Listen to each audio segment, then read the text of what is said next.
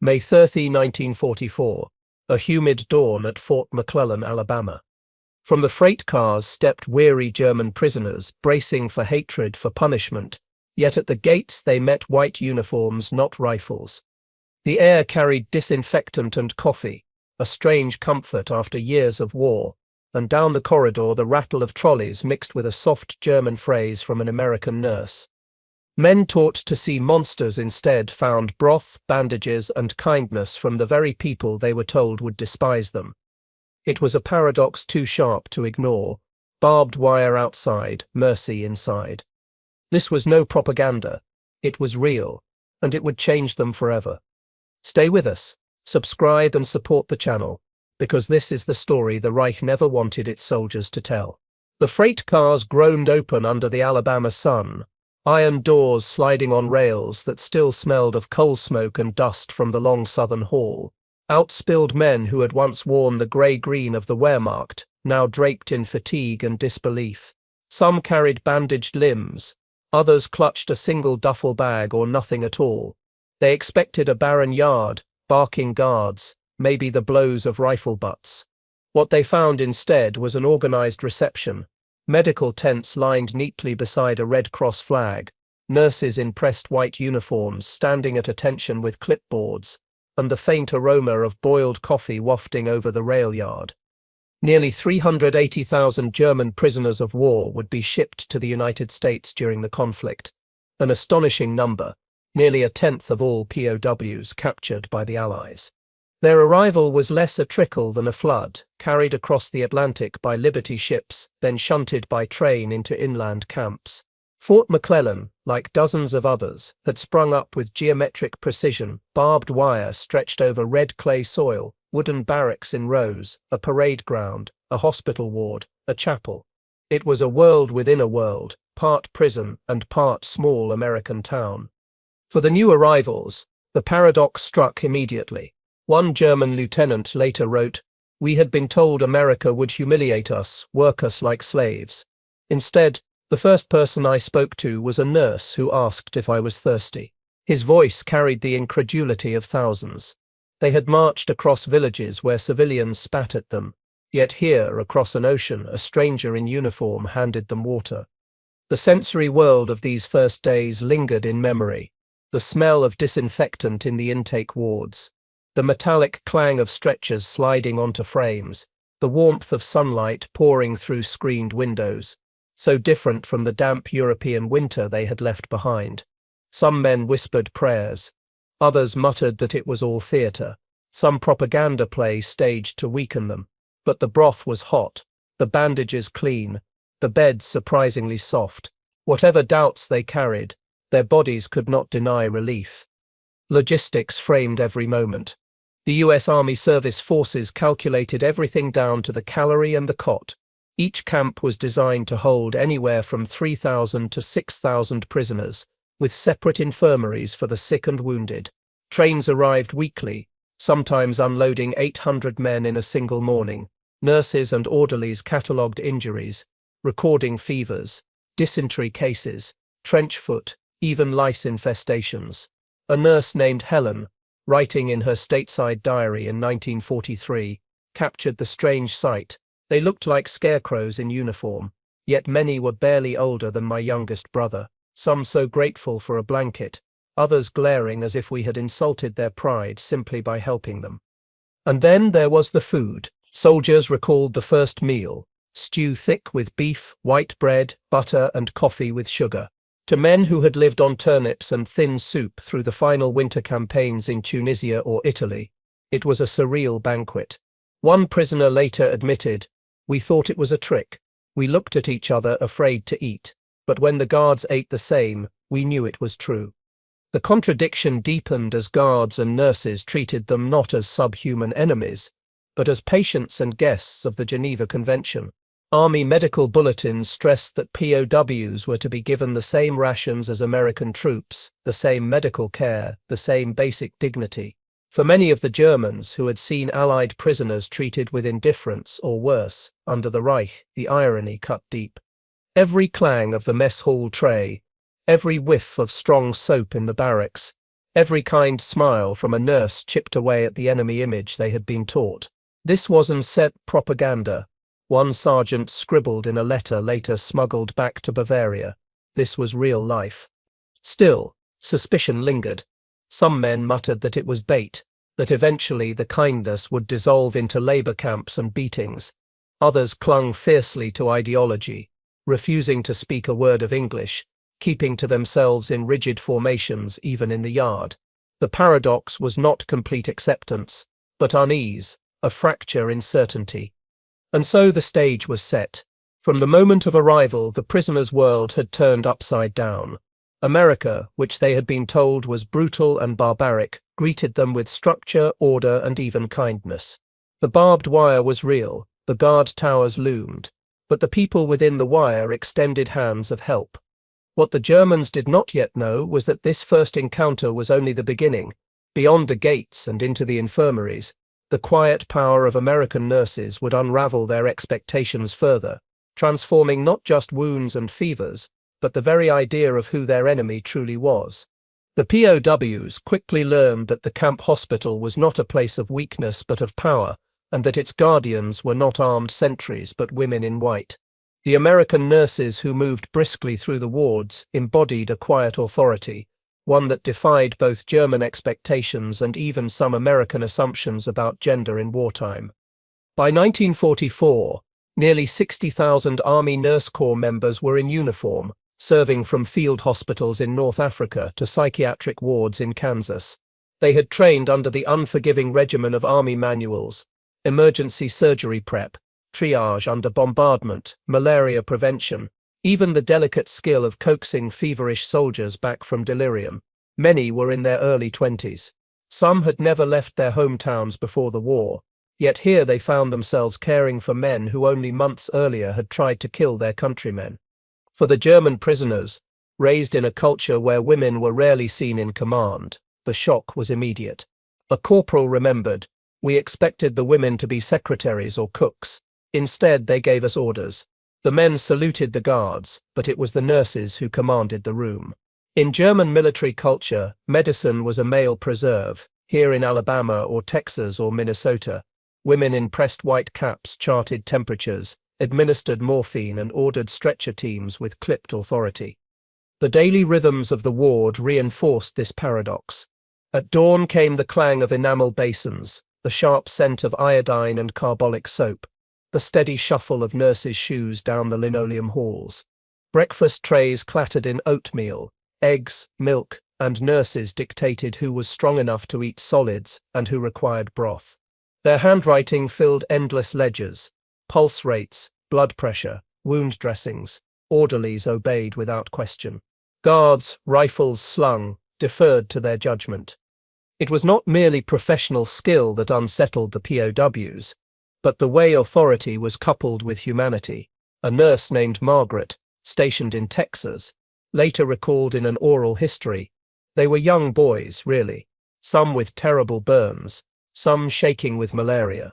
We didn't think of them as Nazis lying in those beds. We thought of them as patients. My duty was the same whether they wore khaki or field grey." Her matter-of-fact tone belied the revolutionary effect this had on the men under her care. Numbers tell part of the story. Between 1943 and 1946, over 425 Army hospitals treated POWs on American soil, staffed by thousands of nurses. At Camp Swift, Texas alone, more than 1,200 Germans passed through the infirmary in a single year, cared for by fewer than 24 women. The scale was staggering, and yet each case was handled with the same insistence on dignity. Some prisoners reacted with suspicion, muttering that such kindness was a form of interrogation, a mask hiding ulterior motives. Others were undone by it. One diary, later found in a Bavarian attic, records the confession. "The woman who bandaged my arm looked at me as if I were human. I could not meet her eyes. How can the enemy show such mercy?" The sensory clash was everywhere. A nurse's soft voice cutting through the clamour of a crowded ward, the scent of perfume mingling faintly with disinfectant, the cool touch of a thermometer pressed under the tongue, when just weeks before the same men had clutched rifles in burning deserts or frozen fields. It was dissonance made flesh. Even among Americans, the nurses' authority was sometimes underestimated. A camp officer in Louisiana complained in a letter that the nurses appear too gentle for the hardened enemy. Yet statistics proved otherwise. Recovery rates in POW wards equaled or exceeded those of American troops. Efficiency, compassion and discipline, qualities dismissed as feminine weakness, became weapons of their own. And there was something else, the subtle reshaping of power dynamics. In Nazi ideology, women were relegated to Kinder, Küche, Kirche, children, kitchen, church. In an American ward, however, a German officer could not refuse a nurse's order to roll up his sleeve for an injection. Defiance meant punishment, but more often it meant ridicule by one's peers for flinching before a woman. Authority wore a white cap and carried a stethoscope, and the prisoners had no defense against it. One German sergeant, once steeped in Nazi rhetoric, later admitted, "It was not the barbed wire that broke us, it was the women. They treated us without hate, and we could not understand it. It was the first crack in the wall." This paradox, that mercy could be as destabilizing as force, would only deepen as the prisoners confronted America's medical ethics, where even their most broken comrades received care equal to that of the very men who had defeated them.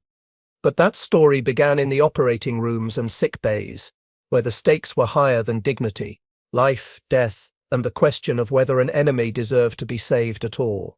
In the fluorescent glow of camp hospitals, war's brutality met a different kind of battlefield, one fought with scalpels, gauze, and the steady pulse of human conscience. German POWs arrived not only with bruised pride but with festering wounds, malaria from North Africa, frostbite from the Russian front, or shrapnel buried deep in muscle. For American medical staff, the paradox was stark: to save the lives of men who had taken lives from their own brothers, husbands, and sons. The Geneva Convention of 1929 left no ambiguity. Prisoners of war were entitled to the same medical treatment as American soldiers. Army Medical Department bulletins drilled this principle relentlessly. There shall be no distinction of treatment based on race, rank, or nationality. That order was tested daily in crowded infirmaries, where a wounded German might lie in the next bed to a wounded American, both waiting for the same surgeon's hands. The numbers alone told a story of scale. By 1945, nearly 45,000 German POWs required hospitalization at some point during captivity in the US. More than 2,000 underwent major surgeries, amputations, abdominal repairs, complex fracture resets. Statistics showed that recovery rates for prisoners averaged over 90%, rivaling those of American GIs. In some wards, prisoners received penicillin before it was even widely available to civilians, a fact that astonished men who had been taught to see the United States as a land of crude excess. For the Germans, the sensory experience of the hospital was surreal: the antiseptic sting of iodine, the hum of ceiling fans cutting through humid southern nights, the muffled groans from operating rooms, where ether sweetened the air with its sickly sweet odor. In this atmosphere, mercy was tangible, almost overwhelming. A nurse named Ruth, stationed at Camp Atterbury in Indiana, wrote in a letter, "It is the strangest thing to steady the hand of a man whose country is killing ours, but when he looks at you with fear, you cannot see an enemy, you see only a patient." That act of seeing, repeated thousands of times across the camps, became its own quiet defiance against hatred. The Germans noticed. A corporal recalled his astonishment when a doctor spent 2 hours extracting shrapnel from his thigh. "He worked as if I were his own comrade. I could not imagine our doctors doing the same for Americans." Another wrote that an American nurse scolded me like a mother for not resting enough. "She treated me better than the sergeant who commanded me." And yet, the paradox cut both ways. Some nurses confessed to private moments of doubt. Was it right to devote scarce penicillin to a prisoner while civilians in town still went without? Was it treason to feel pity for men who had marched under Hitler's banner? One army surgeon later admitted in memoirs, "Every stitch carried a question, but if we betrayed our own code, then what separated us from them?" That code was not universal. There were moments of tension, an orderly who muttered slurs while cleaning a wound, a guard who mocked the prisoners for their weakness. Some Germans recoiled at being tended by women, refusing touch or snapping insults that echoed Nazi disdain. But over time, necessity overcame ideology. Fever does not yield to dogma, nor does infection respect pride. When morphine dulled pain, or a clean bandage replaced a blood-soaked rag, even the most hardened soldier felt the undeniable weight of care. There were darker moments too. In psychiatric wards, German prisoners suffering from what we now call PTSD shook and screamed through the night. American staff recorded nightmares of Stalingrad, of Allied bombings, of executions they had witnessed or committed. A nurse remembered. They cried out in German words I didn't know, but the terror was clear. Sometimes we sat with them until it passed. War had broken them no matter whose side they were on. Such scenes blurred the line between victor and vanquished. War had reduced them all to fragile bodies in need of healing. For many Germans, this was the deepest paradox. The enemy saved them when their own Reich had abandoned them to hunger and exhaustion. The legacy of those nights was not only physical recovery, but ideological fracture. Some POWs left the hospital wards whispering doubts, unable to reconcile Nazi propaganda with what they had experienced. One diary fragment captured the turning point. If America is barbaric, then why did they save my life? Perhaps everything we were told is lies. But the paradox did not end at the hospital door. Beyond medicine lay another daily ritual that reinforced America's strange abundance: food, and in the mess halls, over steaming plates of meat and bread, the Germans would discover yet another crack in the image they had been taught to believe. At midday in the POW camps, the clang of the mess hall bell carried across the yards like a summons from another world. Prisoners filed in under the watch of guards, boots scuffing on gravel, the air thick with the mingled smells of boiled coffee, roasted meat, and baking bread. For men who had grown used to half-rotten turnips and watery cabbage soup on the European fronts, the abundance of American rations felt less like sustenance and more like a paradoxical dream. The numbers were undeniable. By US Army regulation, German prisoners were entitled to the same daily rations as American soldiers, 3,500 calories per day. In practice, this meant eggs, milk, beef, potatoes, vegetables, bread with butter and fruit when available. Even coffee rationed at home for civilians was served to POWs, sometimes with sugar and cream. A statistic that circulated among astonished prisoners compared American generosity to their homeland. In 1944, the average German civilian subsisted on just 1,200 to 1,500 calories per day. Some POWs consumed nearly triple that behind American fences. The first taste was often disbelief. One former Luftwaffe mechanic later recalled, "We thought it was poisoned. How could the enemy give us meat?" At home, my mother wrote that she queued 4 hours for a loaf of bread, and here steak. Another diary entry, smuggled in a coat lining back to Bavaria, declared, "We are eating like kings in captivity while our families starve. Nothing makes sense." The sensory richness of these meals made the contrast even sharper. The buttery sheen of mashed potatoes steaming on metal trays, the tang of ketchup, an American novelty spooned over meatloaf, the sweet shock of ice cream, cold on the tongue even in the humid southern heat. Many Germans had never tasted such things in peacetime, let alone during war. Nurses often played a role here too, checking patients' trays, coaxing the sick to sip broth, sneaking an extra cookie into the pocket of a man recovering from fever. One nurse, Dorothy from Kansas, admitted in a letter, "It felt like treason to give so much sugar to men in grey. But when they smiled like boys, I remembered my own brothers overseas and thought, perhaps kindness is also a weapon." Not all responded with gratitude. Some hardened Nazis mocked the meals as a decadent trick, a ploy to fatten prisoners for labor. They muttered that true Germans should refuse such softness, but hunger is a stubborn adversary. Even the most defiant eventually gave in, chewing slowly, savoring the strange sweetness of cornbread or the rich aroma of bacon at breakfast. The irony deepened when prisoners compared notes from home. Letters from Bavaria, Saxony, or the Ruhr described hunger winters, bombed bakeries, black markets, where a few eggs cost a week's wages. And here, across an ocean, the enemy piled their plates high. A sergeant confessed years later, "It was in the dining hall, not the hospital, that I first doubted everything Goebbels had said. We were told Americans were starving, yet even their prisoners ate better than our children."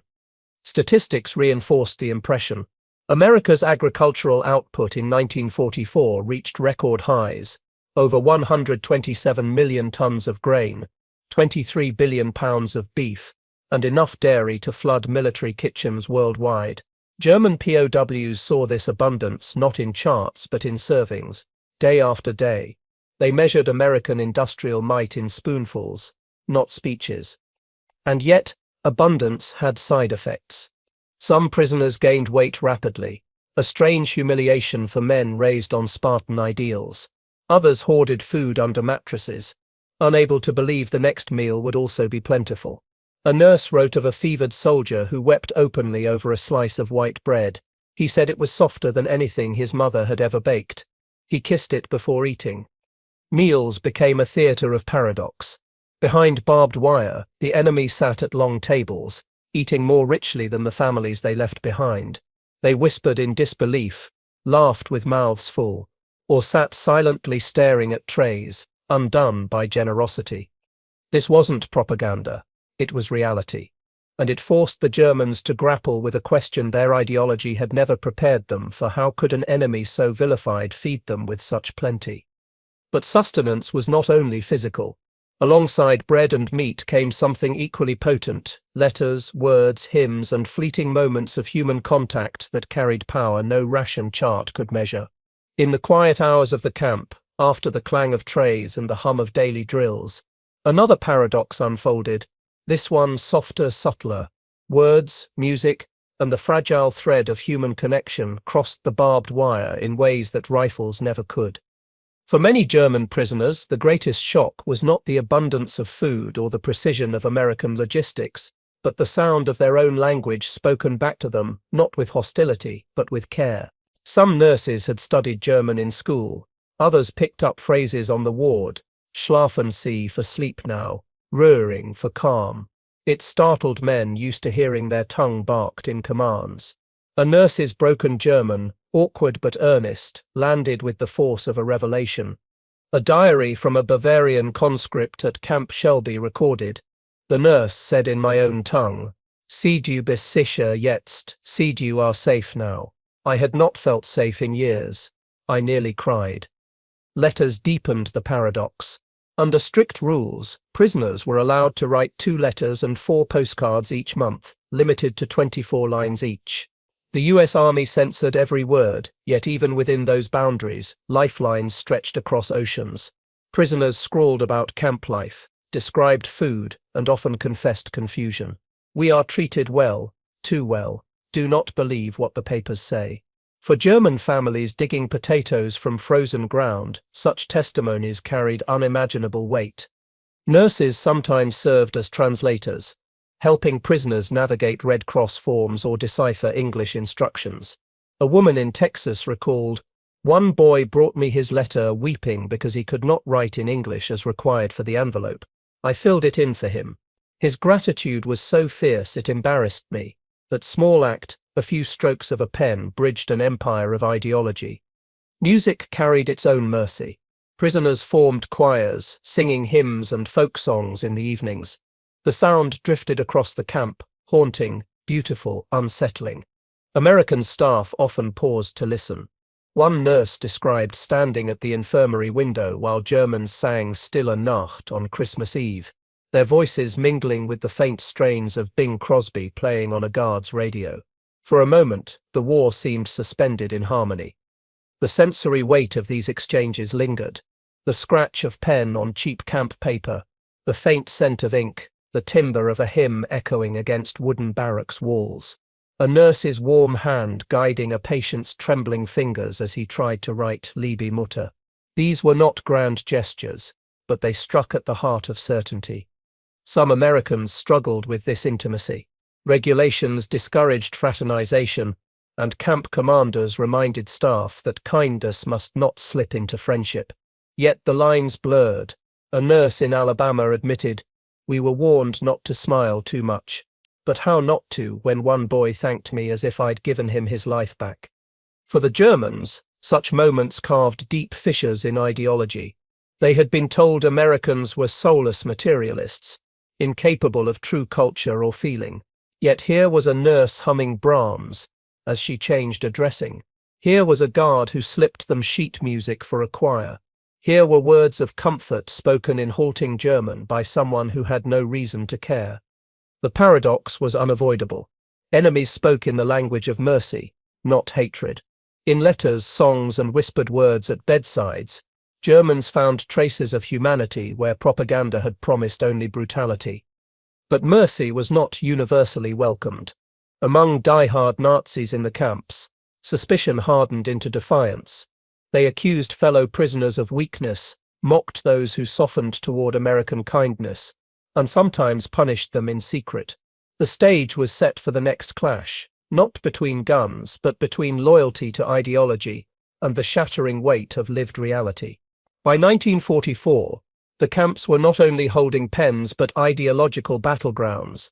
Within the barbed wire, German soldiers wrestled with a paradox far sharper than hunger or injury: how to reconcile their training, steeped in Nazi dogma, with the kindness they now encountered daily from American nurses, guards, and civilians. The Reich had promised them an enemy without humanity, yet reality delivered women who tended wounds with patience, cooks who filled their plates with beef and butter, chaplains who spoke of forgiveness, and even guards who shared cigarettes after long shifts. For some prisoners, this cracked the facade of belief. For others, it triggered a furious doubling down. The numbers revealed the struggle. Of the nearly 380,000 German POWs in the United States, Army intelligence estimated that perhaps 10–15% were ardent Nazis, men still fanatically loyal to Hitler. These men often held sway over their peers, forming clandestine groups inside the camps. At Camp Tonkawa, Oklahoma, a suspected informant who spoke too positively of American treatment was murdered by fellow prisoners. His killers were later tried and hanged. It was a chilling reminder that ideology could cling with violence even inside America's abundance. The paradox was bitterly felt in the hospital wards. A nurse from Camp Swift recalled, "Some spat on the floor when we approached, refusing medicine. They said they would rather die than take the hand of an American woman. But even those men, when fever climbed high enough, stopped resisting. Ideology faltered before the body's needs. Morphine dulled hatred as surely as it dulled pain." Others, though, began to speak of doubt. A young conscript from Hamburg wrote in his hidden notebook, "We were told America was chaos without order or culture.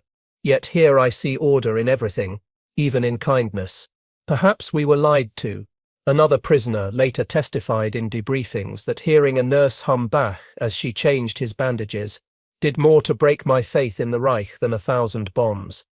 The sensory world amplified these contradictions. The stern shouts of Nazi loyalists in the barracks, demanding discipline and obedience, contrasted with the quiet rhythm of nurses' footsteps at night, checking pulses under dim lamplight. The smell of sweat and fear clashed with the clean sting of antiseptic.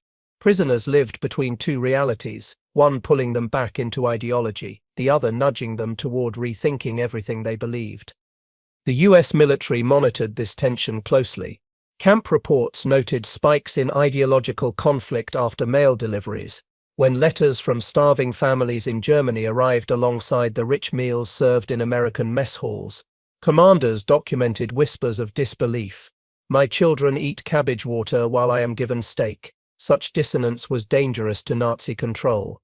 Some prisoners reacted with anger. A sergeant at Camp McCain raged that the abundance was a deliberate plot. "They feed us fat so we forget the fatherland." He rallied others to boycott meals, but within days hunger broke the protest. The paradox held America's decadence was irresistible. For the nurses, this tension was palpable. One remembered the eyes of a patient who refused to thank her, staring with a hatred that bandages could not soften. "It was like healing a wolf," she wrote. "You wondered if once he had strength again he would bite." yet she treated him anyway. That fidelity to principle, not propaganda, was America's quiet weapon. Not all prisoners resisted. Some volunteered for work details, eager to prove their gratitude. Others quietly began to dream of staying in America after the war, enchanted by the very society they had been taught to despise. Oral histories decades later are filled with confessions. It was in those hospitals that I first thought perhaps Germany is wrong. Still, the struggle was not over. Ideology did not collapse overnight. It lingered in whispered oaths, in clandestine punishments, in the pride that refused to bend even before mercy. Yet the fractures widened daily, each act of unexpected kindness prying open a space for doubt. The paradox was unmistakable. Brutality had failed to break them, but compassion succeeded where violence could not. And as the war dragged on, those fractures widened under the weight of official policies, press debates, and public scrutiny, because America's treatment of its enemies was not only a matter of conscience, but also of controversy. By late 1944, the presence of hundreds of thousands of German prisoners scattered across America was no longer just a military matter. It had become a national conversation. Camps sprawled across 46 states, from California's arid deserts to Maine's pine forests, and within their barbed wire fences, the paradox of kindness toward enemies sparked debates that reached from kitchen tables to the halls of Congress. Officially, U.S. Army policy was unambiguous. POWs were to be treated in strict accordance with the Geneva Convention. They would receive equal food, adequate shelter, and proper medical care. Yet outside the wire, questions simmered. Why were captured Nazis eating beef while American civilians made do with ration stamps for meat and butter? Why did enemy soldiers receive penicillin when local pharmacies still rationed it for children? The statistics fed resentment. In 1944, the US government allotted POWs 3,500 calories per day, exactly the same as US soldiers, while civilians averaged just 2,900 on ration books. Newspapers occasionally printed these numbers, stoking outrage. A Texas editorial thundered, "Our boys bleed overseas while Hitler's boys feast in our backyard." The paradox of mercy was now a political controversy. Inside the camps, disputes spilled into courts. At Camp Tonkawa in Oklahoma, when prisoners murdered fellow captive Johannes Kunze for speaking too positively of American treatment, the US convened a military tribunal. 7 German POWs were sentenced to hang, the largest mass execution of prisoners on American soil since the Civil War. For camp nurses who had treated the same men only days before, it was a chilling reminder that ideology still had claws. One wrote in her journal, "I changed their bandages. Then they killed a comrade. How does one reconcile that?" And yet for every scandal, there were statistics of success. At Camp Clinton in Mississippi, 90% of prisoners volunteered for labor details, harvesting cotton and cutting timber, often alongside civilian farmers who marveled at their discipline. Prisoners were paid 80 cents a day in canteen coupons, which many spent on chocolate, tobacco, or stationery for letters home. To their families in Germany, these stories of paid labor and plentiful food sounded like propaganda, but they were real. The controversies sometimes turned personal. In Iowa, a farmer's wife wrote to the local paper in fury that the POWs picking corn on her land had been given fresh milk, while her own children drank powdered. At the same time, other Americans wrote of surprise at German politeness, even gratitude, and quietly admitted that seeing them treated humanely seemed to soften hatred on both sides. The nurses found themselves at the heart of this storm. They had neither drafted policy nor chosen the rations, yet their daily work embodied the paradox. One Army nurse in Louisiana reflected years later, "People said we spoiled them. But when you wash the fever from a man's skin, you don't ask politics, you do your duty, and maybe that duty is stronger than hate." The sensory contrasts framed the debate. Outside the wire, civilians clutched ration books, queuing for gasoline or sugar. Inside, Germans clutched trays heavy with meatloaf and potatoes. Beyond the camp, headlines raged about shortages. Within the infirmary, antiseptic and clean linens marked a standard of care envied by many civilian hospitals. The gulf was real, and the American public felt it. But commanders held firm. General Brigham Somervell, head of Army Service Forces, defended the policy bluntly. We will not starve prisoners, nor will we violate our treaties. We are Americans, and our conduct will remain American. His words captured the paradox at scale.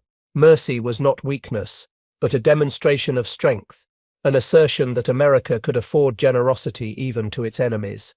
By war's end, more than 2,000 POW camps dotted the United States, housing nearly 380,000 Germans and 50,000 Italians, most left with bellies fuller than they had known in years, memories of kindness from strangers, and questions that gnawed at their loyalty to Hitler. But their story did not end with the lowering of the Reichsflag. As the war closed and prisoners boarded ships homeward, they carried more than rations and memories. They carried a paradox that would echo for decades. They had come as conquerors, been captured as enemies, and left as reluctant students of an America they barely understood. By the spring of 1946, the tide had turned fully. The Reich lay in ruins. Hitler was dead, and the camps across America began emptying as shiploads of German POWs boarded transports eastward. The clang of gates and the rumble of trains once again marked their passage, but now the journey pointed toward a homeland they no longer recognized. The paradox followed them.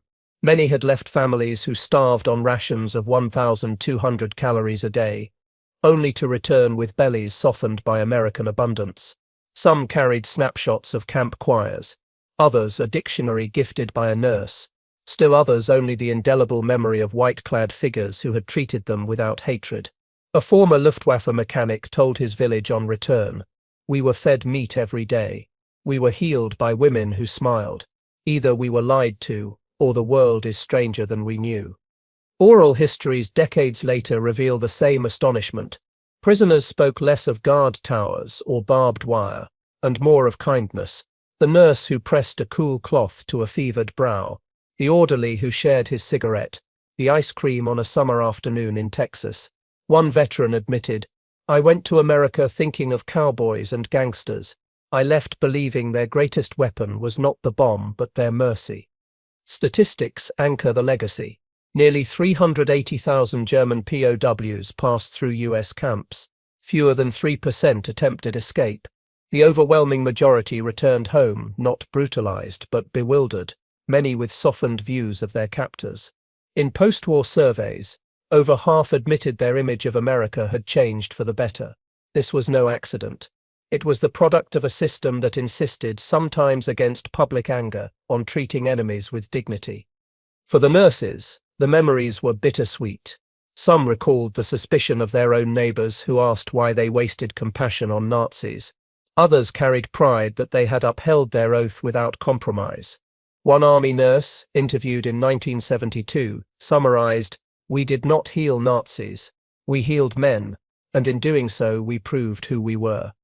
The sensory echoes endured: the sterile tang of carbolic soap, the clatter of trays heavy with food, the murmur of hymns in a language once feared. To many prisoners, those sounds and scents remained tied forever to an unexpected lesson that the enemy could be merciful, that strength could wear the face of gentleness. As the Cold War dawned, the memory of American treatment shaped post-war ties. Former prisoners often became unlikely ambassadors, telling their communities that America was not the barbaric monster painted by Goebbels, but a land of baffling generosity. Some emigrated back, marrying women they met during captivity, starting farms in the Midwest, or working in factories where their hands no longer built weapons. The paradox rippled outward. They had come as conquerors. They left as students. They expected brutality. They found compassion. They imagined starvation. They left with the taste of ice cream and the memory of nurses who spoke to them like human beings. In the end, America's greatest weapon was not its bombs, planes, or tanks. It was its abundance, and its refusal to let hatred define its conduct.